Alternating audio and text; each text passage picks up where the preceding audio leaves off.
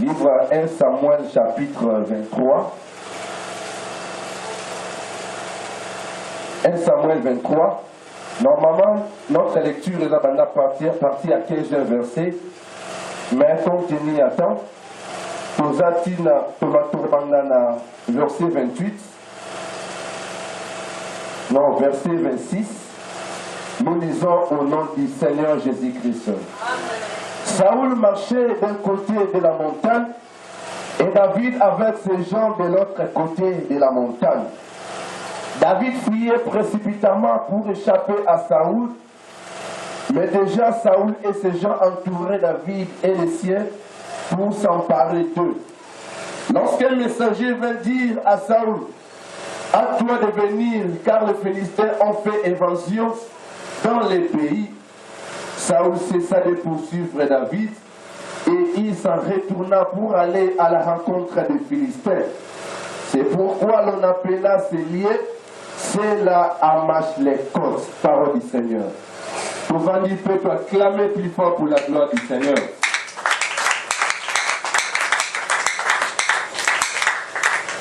Pendant ce petit moment où il fait Samelinga, vous commettez un peu qu'on réfléchit sur un thème.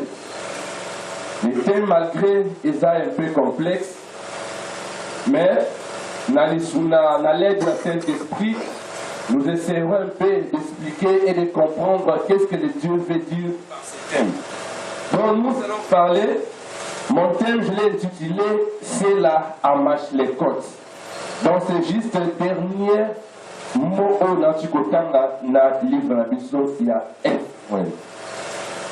Le thème malheureusement n'est pas en français, mais le thème est en hébreu. L'intitulant c'est la Amashlékot. Lorsque j'ai publié ce thème, j'ai publié qu'aujourd'hui je parlerai sur ce thème. Il y a eu plusieurs interrogations auprès de Nabatébélé. Mingi Batuninga Dabi Memoti, ce thème est tellement compliqué, tu parleras. Tu diras quoi alors? Laisse-moi te dire, il y avait un jour, j'ai médité la Bible. J'explique où est-ce que j'ai eu ce thème. Lorsque je mettais la Bible, non, mettais la Bible, papa, la mettais le petit, n'a tombé la verset Oyo. Quand on entend la Bible, quand on tombé la verset Oyo, malamment le Seigneur m'a parlé. Le Seigneur me dit, prépare un message sur le thème Oyo. Vraiment, laisse-moi vous dire, qui nous montre et ça là qui. Je me suis dit, mais, non, le banine. On n'a aucune idée. La Tangi Bible, j'ai médité, donc je n'ai rien reçu.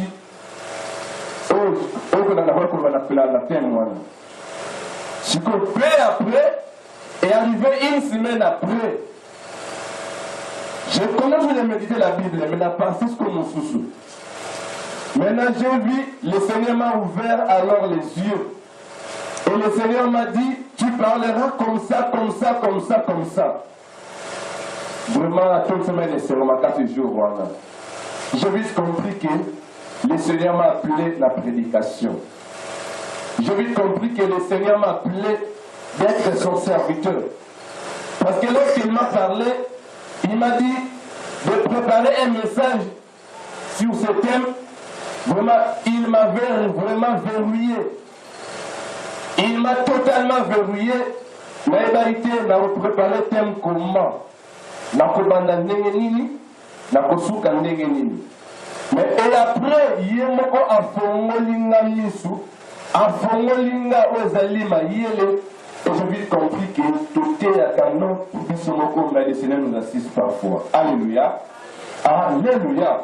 Donc, nous allons prêcher sur Sela Amashlékot. Ezali, monoko d'origine hébreu. Sela Amashlékot. Elingi alors que l'on va bouiller. Dans quelle version c'est mère? Dans le même livre. La version c'est mère, Babengi Yango, Sela Amashlékot veut dire que rocher de séparation. Et quand on a qu'un plus loin dans le dictionnaire biblique, c'est là à l'école veut dire, excusez, les rochers d'évasion. Mais nous allons comprendre qu'est-ce que Dieu veut parler par là. Et je sais que ce soir, il y aura une personne bien aimée qui sera réconfortée. Je sais que ce soir, ce message est allé hasardé. Ce message n'est pas pour tout le monde, mais ce message est uniquement pour une personne. Si c'est toi, dis plus fort. Amen. Amen. Alléluia. Avant d'abord d'expliquer aux amis le thème, j'explique d'abord le verset au Totikotama. Le verset au 1 Samuel chapitre 23, dans le 15e verset, le 28e verset, et allez alors histoire de David et Saoul. Donc, et allez histoire de David et Saoul. Donc, pour étudier ensemble, pour étudier parcours, où allez parcours, le parcours épineux, il y a David, face à l'agression, il y a Saoul. Nous avons une bandeli. Quand nous avons à rendre aux David comme roi, quand nous avons atteint le prophète Samuel, comment il faut que m'excuser parce que Nazar est fait déranger dans la rue, fait dans tout ma casse. Mais ça n'empêche pas de parler, n'a pas il y a Seigneur. Quand le roi, et plutôt le prophète Samuel, à qui rendre aux alliés prophètes, aux alliés le roi David, à rendre, à déclarer pour Naïe qui a commis roi. Mais dis le bien que le roi David a commis roi à mon côté. Quand le roi David va rendre, il a dit processus moulaï. Il y a un mot pour dire qu'en passant, lorsque Dieu te promet quelque chose, lorsque Dieu te parle quelque chose, lorsque Dieu a tenu mon sacolinaïe pour t'apporter une bonne nouvelle pour la vie naïo, bien aimé, généralement, quand on appelle sur prophétie et qu'on s'accomplit jour où on a été, et qu'on s'accomplit Mikolo, Ezali Koya. Parce que la prophétie, bien aimé, Ezali que, Ezali qui est Makambo comme la mission Mikolo, Ezali Koya. Faut comprendre bien. Faut comprendre bien. Particulièrement alors, il y a des gens, on soit peut-être prophétie, après ce message, l'élo, et pour ça, l'élo. Donc c'est ça. Mais généralement, lorsque Dieu parle, lorsque Dieu te promet quelque chose, lorsque Dieu te promet à la grandeur, lorsque Dieu te promet de mener quelque chose à l'amour, et le Seigneur est là pour te préparer pour l'attendre professionnel et le conquistament, que tu sois une personne bien faite. On va gérer le micro, nous allons cabiner le matin. Tu comprends là? Donc, quand on va rendre David, on va rendre spirituellement. David était roi, mais il faut m'a quitté. Et c'est là dit alors, David, a qu'il ne soit formation, a qu'il ne soit que la neni kambata, a qu'il ne soit que la neni ni cause la roi et la kanenini. C'est ça. Il y a moi comme il samate. Lorsqu'on t'a promis quelque chose et pas une follow, jusqu'à présent, ils sont comme ça. Bien aimé, sois toujours fidèle, il y aura un moment où il faut que la componer sur ma cible. Donc le Seigneur te prépare à la grandeur. Alléluia. Le Seigneur te prépare pour que tant qu'on soit l'eau, on perdre en ôter. N'étendris pas, mon bien-aimé, ne désespère pas, garde alors la foi. Vous comprenez, hein? Si vous comprenez, bien-aimé, quand David a eu un acte de Saoul, peut-être que David a demandé que vraiment il a fait un acte de Saoul, il va le tenir là et comme il peut mener. Loin de là. Or, quand David a commis pemeni à Saoul, il demandé Télémi alors ma casse. Saoul Saoul, connaissant que c'est David qui va lui succéder, a commis kobundisa ozali David. A commis koluka voir même aboma David. A sali ba manigance nyonso pour que a exterminer David. Bien aimé. Et bien que lorsque Dieu te promet quelque chose, même si le diable a se multiplié 10 000 fois, diable a la capacité de la promesse. Loin de là. Même si le diable a se comploté dans la tête qui n'a eu, il a compliqué la vie dans le matin et le soir, basé la autorisation de la promesse. La promesse finira toujours par s'accomplir. Alléluia. Alléluia. Le roi Saoul a commis comme dit ça David. A compris David, ça est partout, à Bomaya, Bomaya, Azokima. Donc, on peut tomber dans le verset autotique au Tanga. Et comment qu'il y a un moment, David a été réfugié dans la ville, ville Yazid. Ville Yazid, et ils allaient le cola, le retourner dans le quartier, la ville Yazida. À quelques réfugiés dans la ville Wana. Quand c'est réfugié dans la ville Wana, à Batami. Or, Saoul en a connu David, il cherchait des voies et moyens pour le place de David à Zali pour que Aboma David. Babité Azif, tout dans la mienne. Babité Azif, Baké na Gibea, la ville de Gibea, aussi quand Saoul Azalaki, David Saoul, Moutou Ozoluka, a batami la ville, la quartier na Bisso. Donc il y a comme malembe pour que Okangaye.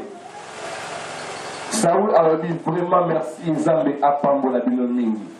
Parce que l'ennemi n'a pas de yon à la Kodoka. Vous êtes très prudent. Bon l'andelaye malamo. Parce que c'est un homme plus risé. Azali une personne plus risée.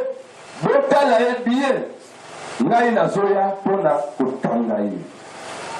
Bible le billet de le roi Saoul. Azul n'a armé naïe. N'a battu naïe belé. Bayeti, comme pembeni il y a ville, il y a quartier, il y a Zif. David tellement qu'à comprendre la musique, à mon que Saoul n'a armé Bazali Koya, Bible le billet de David a le moins la ville Yazif, à quelque battre na montagne ya marron. Tout là bien, parce que Matthieu n'a juste par rapport à l'histoire.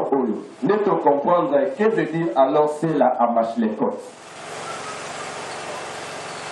Quand David a été dans la ville, dans la forêt, il collait à montagne, à Batami. Tu peux tellement que, bah, trahissant que les jeunes habitaient à Zif, bah, ici, Saoul, David a allé place boye, kende boye, contourné boye, kende boye, contourné boye. Bible le billet que le roi Saoul n'a armé naïe, a contourné totalement du quartier wana. Donc il y a un quartier par montagne, hein. A contourné des montagnes. Si quand David a se retrouvé, na kati, il y a armé, il y a roi Saoul. David Maron Maï de Sylvie. Siko et l'okonini alors et Salami. Quand le roi Saoul a contourné David, a commis près, alors il y a Kokanga David, Bible le bien qu'il y a eu un serviteur. Na verset Nabiso, na verset 27. Il y a eu un serviteur mon père Saoul, a eu même pas un roi. Alors le roi, n'est pas boye, n'a qu'à y a moka, va Philistin va envahir moka. Soko kebite, va kopoto la yo moka. Si quand le roi Saoul a commis un embarras de choix, na poursuivre David, ton azonga, pour la sauver royauté dans la mboka. Lui, le bien était le roi Saoul, a dit qu'on poursuivre David, a tourné malamoti la mboka, a qui ça par Philistin. Donc, David était totalement coincé. Quand nouvelle monnaie, le roi Saoul a armé, a tourné la zone David en paix. Yango ba bengi esika wana, ba bengi yango na hébreu, c'est là à Mashlekot. Tu comprends le psycho? Tu comprends l'histoire? Alléluia. Toza kilo makasi. Toza vraiment kilo. Betela nkolo maboko makasi.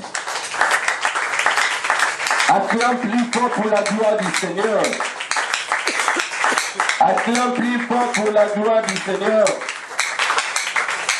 Donc, bapesi esika wana Congo, il y a celle à Mashlekot, ou encore na hébreu, ou encore na français, babengi yango rocher de séparation, ou encore terrain de séparation, ou encore les rochers d'évasion. Chico, par là, tu comprendre nini par là, ma cause fait un message dans la Chico. Landa de Makas. Alors, tu dois comprendre que, bien aimé, combat David, ils sont totalement liés à la destinée d'Aïe. Tellement que la destinée de David est tellement grande, son combat était tellement grand. Tu comprends, hein? Il y a un bien aimé, étant moi dans Zambie, étant mon Christ, il y a solo. Lorsque je parle de chrétiens affermis. Je parle de personnes oyo bazobanga Zambie. Je parle de personnes oyo azali chrétiens dignes de ces noms. Alléluia. Alléluia. Alléluia. Étant chrétien, bien aimé, ce qui n'a vu na yo, ozomona ba combat perpétuel. Ozomona tant nyos ba combat ils ont changé forme. Ba combat ils ont changé manière, bien aimé. Il y a pas que degré à combat na yo, ils appellent degré à élévation na yo. Donc c'est que tu es une personne, il y a grande importance. C'est que tu es une personne, oh le libo son bien aimé, on a étoile mon nez. Il y a un mot le diable, à nous cas de voies et moyens à étouffer étoile na yo. Il y a un mot aux hommes na tango sa bitumba. Bitumba. Peut-être tu te poses la question. Vraiment, est-ce que, oui, bien aimé, bien c'est ça. Ezane bongo. Ezali ta destinée est tellement meilleure liboso. Yango eza kotelisa, eza komonisa ma par rapport à bitumba comme la ezo koloniko oyo. On comprendre te ozo sambela, ozo bondela. Mais rien ne va, rien ne marche. Le diable est toujours près de toi. Le diable a zotique à côté. Soit qui est tiqué à gauche, à kangi à droite. Soit kangi à gauche, à côté. Bien aimé, c'est comme ça. Limonake, ozali une personne à grande valeur. Limonake, ozali moutia pamba te. Ne te sous-estime pas, bien aimé. Que tu es grand. Le diable connaissant alors ton étoile, le diable connaissant alors ta grandeur, Azali alors comme dit salut. Alléluia. Alléluia. Mais il y a que, étant que Ozali moi dans Zambie, Ozali moi dans Zambie, na parcours na yobitumba ekotangate. Na parcours na bitumba ekotika yote. Na parcours na bitumba bien-aimé ekoza toujours. Malgré bitumba, malgré nyonso ton Seigneur est là. Malgré que ozomona obundise makasi bien-aimé, yeba que le Seigneur a coupé sa énergie spirituelle pour que Adam Kolomo côté okuya. Alléluia. Bible le billet na verset 7 à 17. Autant si possible. Na verset 16 à 17. Bible le dit, c'est fit alors que Jonathan, fils de Saoul, se leva et alla vers David dans la forêt. Il fortifia sa confiance en Dieu et lui dit, ne crains rien, car la main de Saoul, mon père, ne t'atteindra pas. Tu régneras sur Israël et moi je serai au second rang près de toi. Saoul, mon père, le sait bien aussi. Ah ouais, au moment de combien Jonathan a poussé ni à David. David, humainement parlant, était totalement démoralisé. Parce que, à son comprendre, était Bazolanda pour qu'il va bombarder. Mais, ça m'a dit une énergie spirituelle. Ça m'a dit une énergie, oyo est pour réconforter ma cassie, oyo est pour passer alors force, oyo est pour passer alors assurance que Zambe Azali Nanga. Bien-aimé, Jonathan a été réconforté. Alors, il n'y a pas que yo pour régner sur Israël. Papa Nanga Azala Kokiti a Koboma yo, Yemo Ayebi Yango. Yo pour régner, tu seras un roi et moi je serai ton second.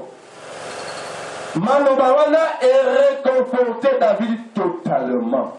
Il y a bien mes parenthèses. Et il m'a dit alors. Tant nous sommes autocommaka abattus, tant nous sommes autocommaka délaissés, tant nous sommes autocommaka vraiment la souka, bien aimé, le Seigneur a dit qu'à peuple n'a été, le Seigneur a poussé alors pour nous réconforter d'une manière ou d'une autre. Il y a est arrivé parfois, au lali na kutu aux hommes en noto, zambata mission que tous tu cherchais aux yeux en mots. Tant aux hommes la mouka, on s'est retrouvé que nous sommes pire makasi. Bien aimé, et là, il y a un autre besoin d'apprécier. Vous comprenez, hein?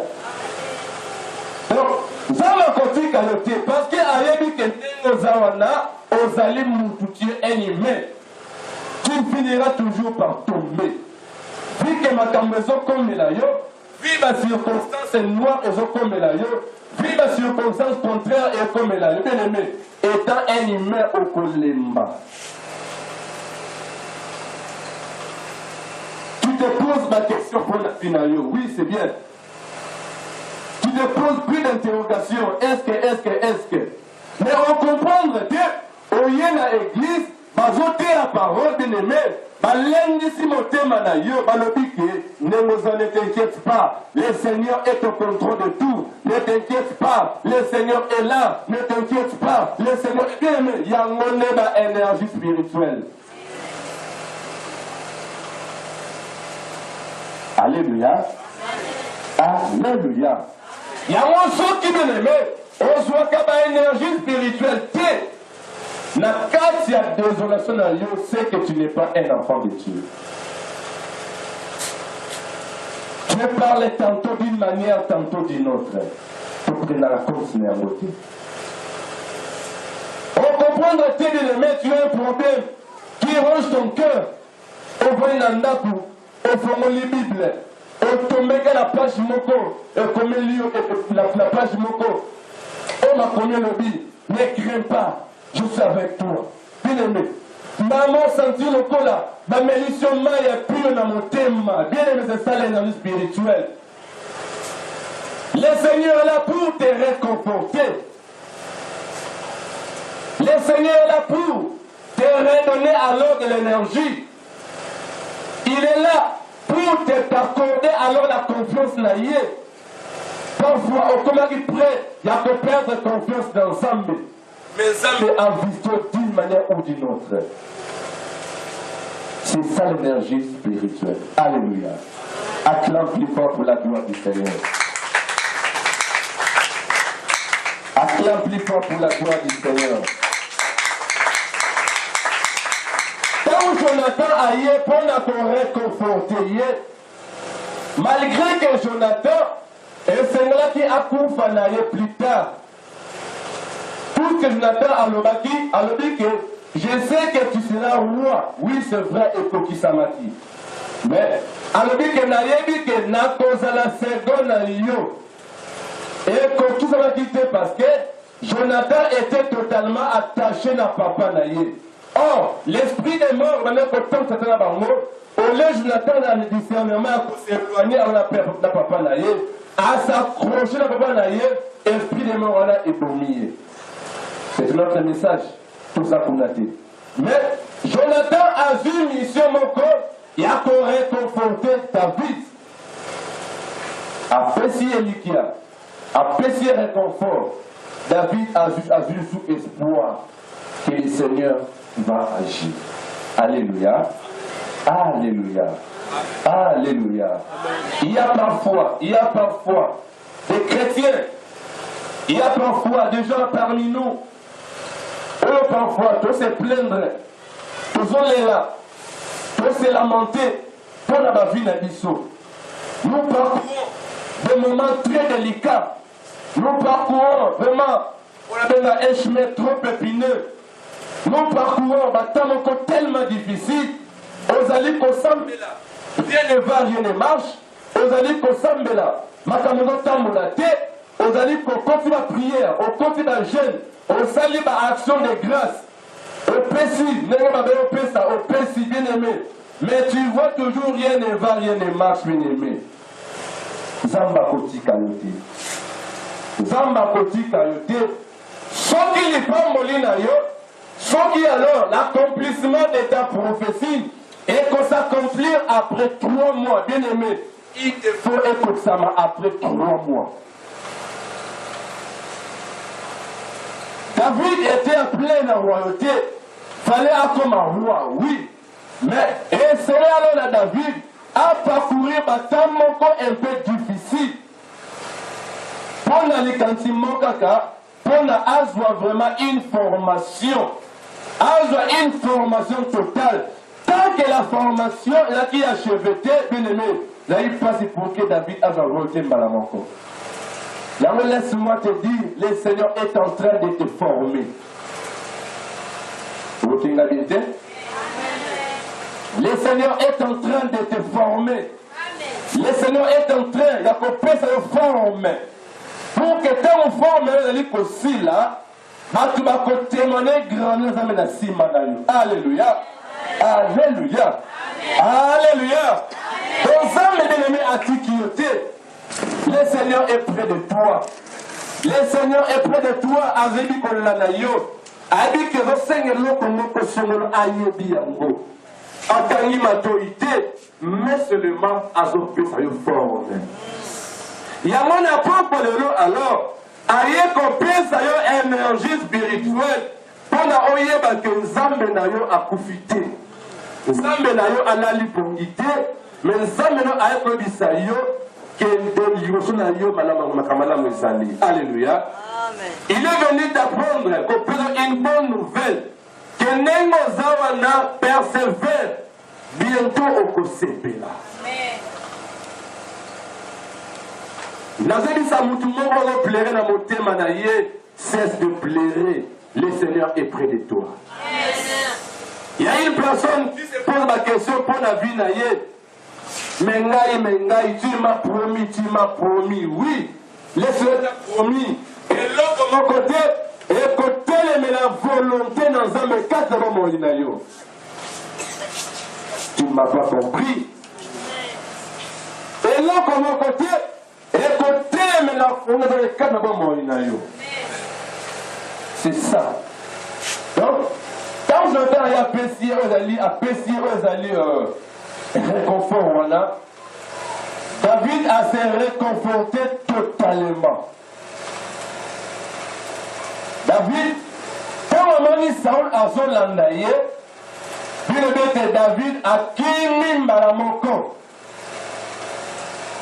Je répète, mon thème, Ezali c'est là à Machlekot. Quand David a kimi, landaye soit malamou. Quand David a kimi de aimé, malgré que Akimi a vu force, oui. En remarquant que dans Zambé de Katinanga, n'a poursuivre chemin. David akimi, mais esuki wanate. Azokima, croyez que akimi mosika, mais ok, akimi n'est pas tout va trahir rien. Babité vini wana va trahir rien. Ne sachant pas que va trahir ake kobatama, Saoul aye azingi totalement. Azingi montagne là pour que a capturé, a bombardé. Mais tant azingi totalement, Bible nous dit avant Asimba David, avant Akanga David, il y a eu un messager, Nakaya Saoul, aye pour former Saoul, Nenge Toza Awa, les Philistins vont envahir totalement Moka. Je voulais alors dire na mutu moko na poko lelo. Ndenge zawana ou la fils ya promesse. Ndenge zawana ou la fille ya promesse. Yebeke, le diable a zobundi sa promesse na yo. Mais yebeke, malgré du tout yango, le diable a kosimba bombo ina yote. Le Seigneur va créer circonstance moko pour que Atika yo libre attende. Vous comprenez là?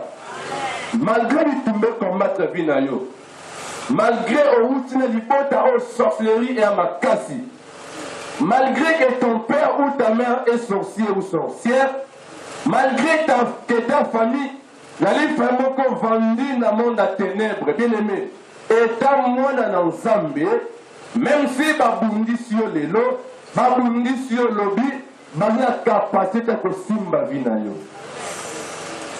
Tango oyo, ozokoma na suka. Tango oyo, ozokoma totalement affaibli.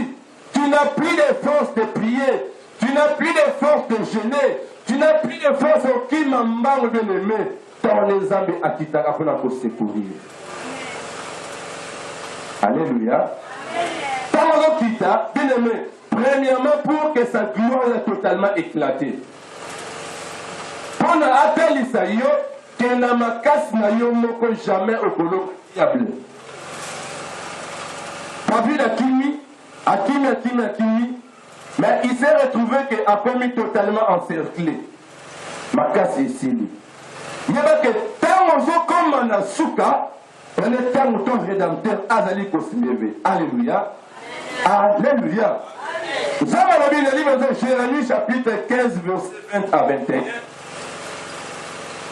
A dit Jérémie Nini, a dit, je te rendrai pour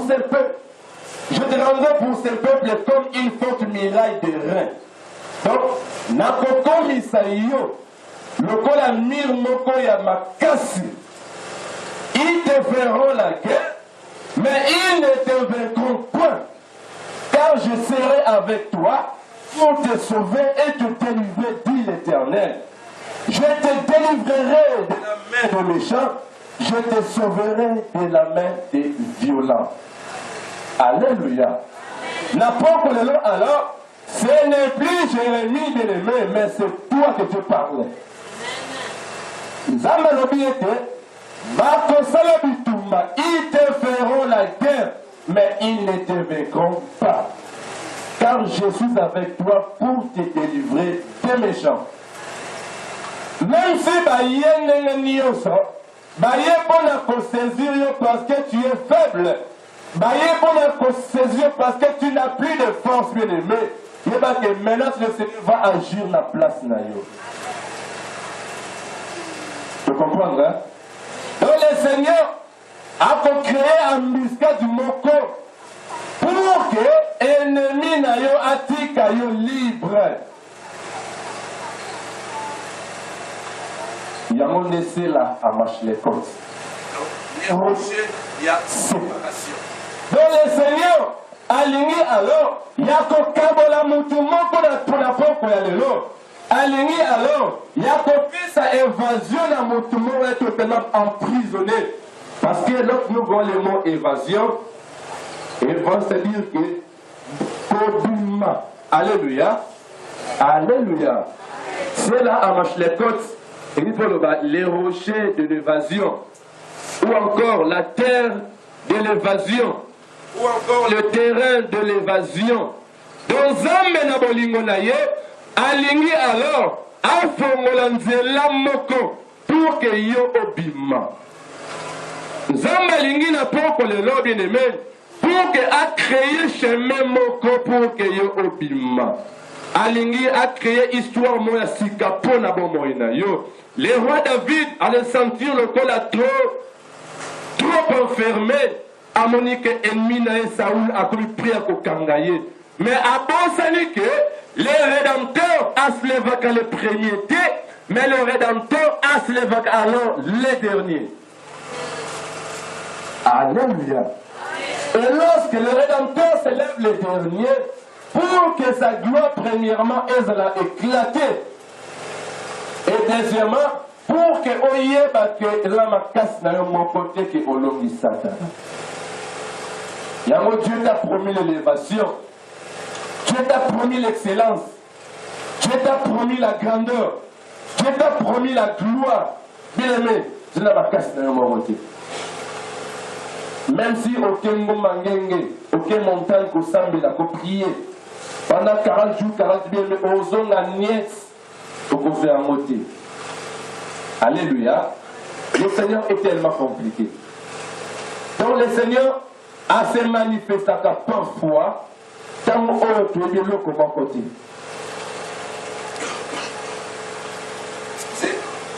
Parce que ayebi que ceux qui ont dit montagne, ont dit la jeune prière au Titi, et que au sambeli pour la moto, pour nous t'amoni mbalamoko, tu vas te glorifier. On comprend? Nous avons pensé à l'Ibala, supposons. Nous avons pensé à Mbongo, supposons. N'a que montagne, n'a que la retraite, je prie. Pendant une semaine, je rentre. Bien aimé. Tant qu'on quitte, nous avons fait ça là, énergie spirituelle. Tu comprends? En pleine énergie spirituelle, il va me dire quoi? Non, mon fils, na yokiyo. Na yokio, na pambolio, na pesio, et le kozoluka. Bien aimé, c'est ça les réconforts. Il y a un mystère, il y a parole de Jonathan et pas de David. Donc, ça me accolène du sangaï, na pesio, na pesio. Et l'autre nom qui t'a, je suis totalement avec beaucoup d'assurance. C'est le spirituel. Mais pour que pour qu'elle se matérialise, bien aimé, ce n'est plus la force de Yomoko. C'est la grandeur parfois de Dieu. C'est la gloire de Dieu. Et le Seigneur, Akoluka parfois, je dis bien parfois, Akoluka Tamoko Oyo, Obosa na yo pour apprécier le Koala. C'est notre Seigneur. C'est ça. Yamo est tellement ensemble, ayons toujours confiance en Dieu. N'abandonnons pas alors, bien-aimés, n'abandonnons pas alors notre foi devant des obstacles. Non, bien-aimés, le Seigneur est là. Il est là, il est là, il est là. S'il te promet quelque chose, bien-aimé, peu importe, bien-aimé, les temps que tu passes. S'il te promet quelque chose, même si, bien, c'est là que tu toujours passes.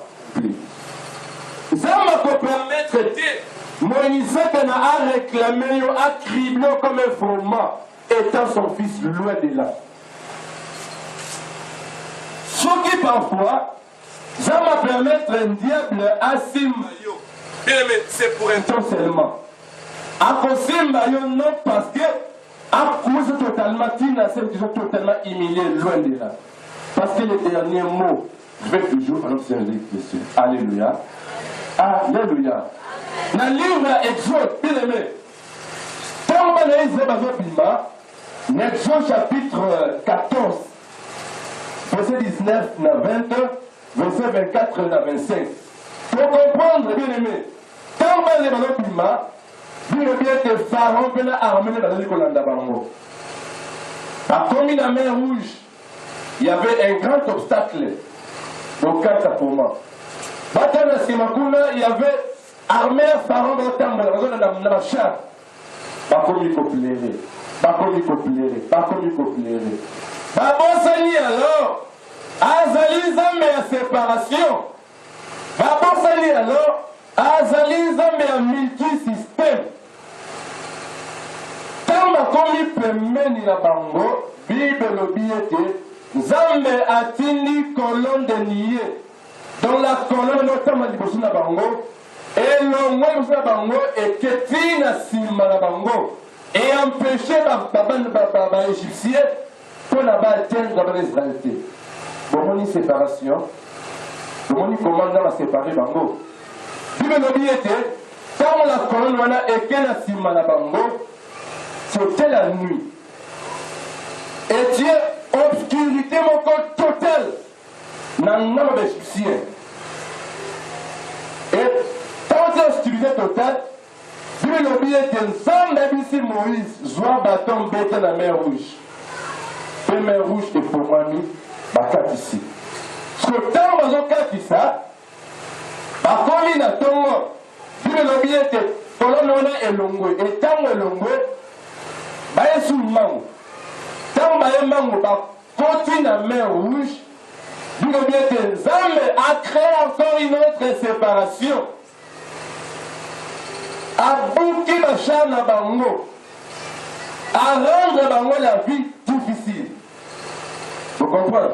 Vous comprenez comment Zame a dépendant de Kabana. Donc Zame va permettre de diable à Simba Yotina Souka, loin de là, qu'on fait histoire à Job. Zame va permettre de comme à cribler comme un froment, loin de là. Le Seigneur a pu permettre Yangoté. Tu comprends, hein? Tu comprendre, dis plus fort. Amen. Tu comprendre, acclame plus fort pour la gloire du Seigneur.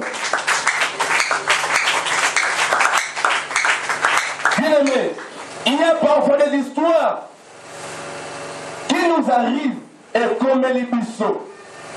Non seulement pour causer du sauteur loin de là, mais seulement pour nous enseigner. Vous comprenez? La personne comme la biseau, ayez non seulement pour la écouille par terre, mais il y a un enseignement à la Katiwana. Aux la mingi, les seigneurs tu m'as abandonné. Pourquoi alors ma souffrance est-elle continuelle? Pourquoi alors ma plaie et ces cicatrices ont monté? Pourquoi alors? Pourquoi? Bacholinga mingi, basekinga mingi, bapesinga da kombo. Bien aimé, petit ensemble na yote. Quand tu n'ensemble na yo, et lorsque Dieu va te glorifier, et lorsque Dieu va t'élever, bien aimé, et qu'on a la bonne enseignement pour la yomoko, ainsi que pour ton entourage. Alléluia. Alléluia. Alléluia. Jamais abandonné au thé. Laissez ne t'a pas abandonné, bien-aimé. Il est près de toi. Il est près de toi. Dis-tu-me-le comme la yo. Par rapport à la destinée na yo. Tellement ta destinée sera grande. Il va te dire, bien-aimé, ton comment sera aussi grand. Laisse-moi te dire, la grandeur a un prix à payer. La grandeur a un prix à payer, bien-aimé. Au lieu comme un grand bien-aimé, et c'est alors tu ne te prépares pour la grandeur. Tu veux être grand. Tu veux aussi que ta renommée est matin. Oui, c'est bien. Prépare-toi pour la grandeur. Il y avait une fois, je priais le Seigneur dans Ndako. Dans ce maison, le Seigneur, accorde-moi la foi. Accorde-moi la foi. Accorde-moi la foi. Bien-aimé.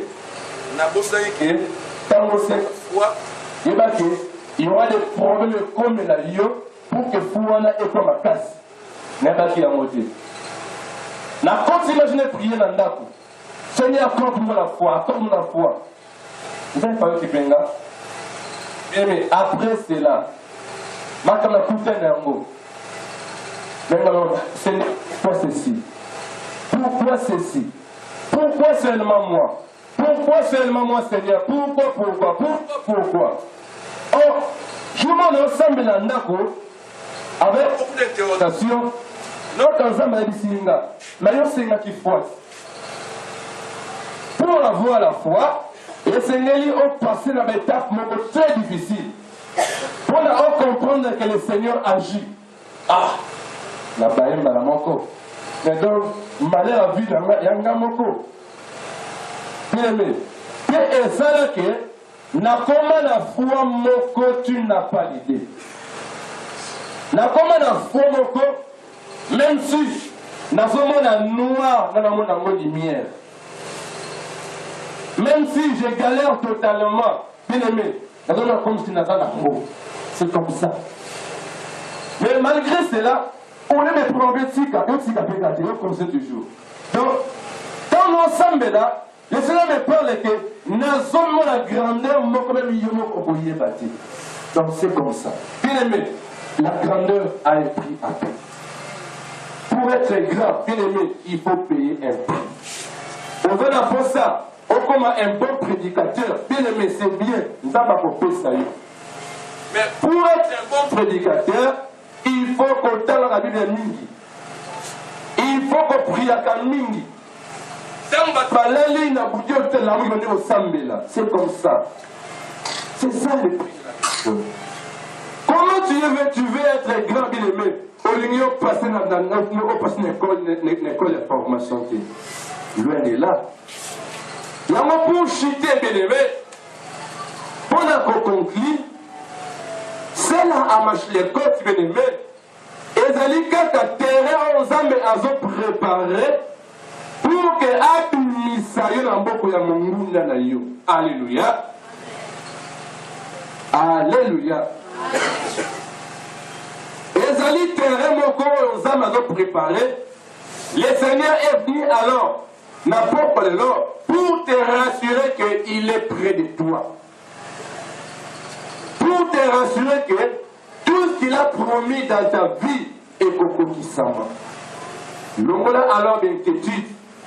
L'ongola alors d'interrogation. L'ongola alors de question belé. Mais il n'y a pas que jouer pour ça, au coussin de la couture. Jouer pour ça, au congéner couture. Ça sera comme un rêve. On peut remarquer, boum, la manque pour qui s'amuse. Bien aimé, c'est comme ça notre Dieu. Donc, à ça, la capter parce qu'il y a au fond de l'ennemi, loin de là.